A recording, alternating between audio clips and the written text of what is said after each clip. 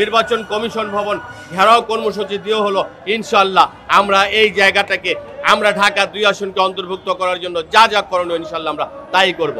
আপনারা আমাদের এই ভ্রাতৃত্ব বন্ধনকে ভেঙে দিবেন না। গত প্রায় 3টা নির্বাচন হয়েছে এই ঢাকা কামরাঙ্গীরচর, সাভার ও কেরানীগঞ্জকে এই 3টা আসনের ইউনিয়ন, কয়েকটা ইউনিয়ন এবং ওয়ার্ডকে নিয়ে এই ঢাকা 2 আসন গঠিত ছিল। হঠাৎ করে কি দুরভিসন্ধিমূলক ষড়যন্ত্রের অংশ হিসেবে আজকে আমাদেরকে কামরাঙ্গীরচরকে কেরানীগঞ্জ থেকে আলাদা করলো এবং 55 নম্বর ওয়ার্ডকে ঢাকা 10 আসনে দিল, 56 ও 57 নং ওয়ার্ডকে কেন ঢাকা 7 আসনে দিল? কিসের ভিত্তিতে, কিসের ষড়যন্ত্রের অংশ হিসেবে ঢাকা 2 আসন থেকে আমাদের কামরাঙ্গীরচরকে বিচ্ছিন্ন করে দিল? এই অন্তর্বর্তীকালীন সরকার এবং বাংলাদেশ নির্বাচন কমিশনের প্রতি আকুল আবেদন থাকবে আমাদের যে আপনারা আমাদের এই ভ্রাতৃত্ব বন্ধনকে ভেঙে দিবেন না।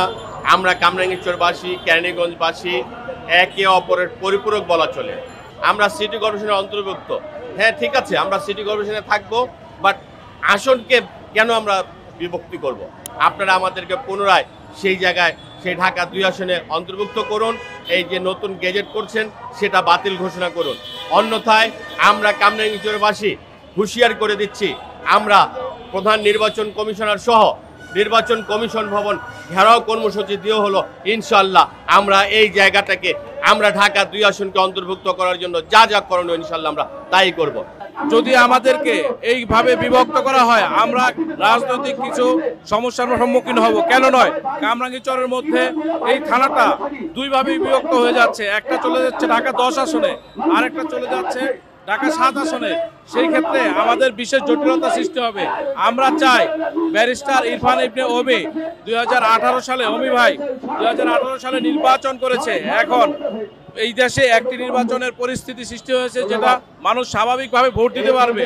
এখন যদি ঢাকা 2 আসনের মধ্যে আমাদের কামরাঙ্গীরচর থানা থাকে, আমাদের অগ্রগতি ধীরে ধীরে বেড়ে যাবে। আর ভৌগোলিক দিক থেকে আমাদের কামরাঙ্গীরচর এবং কেরানীগঞ্জের সাথে আমাদের একটা ওতপ্রোতভাবে আমরা জড়িত। এখন দেখা গেল এই পরিস্থিতিতে যদি আমাদেরকে অন্য আসনে দেওয়া হয় আমাদের বিভিন্ন জটিলতার মধ্যে পড়তে হয়।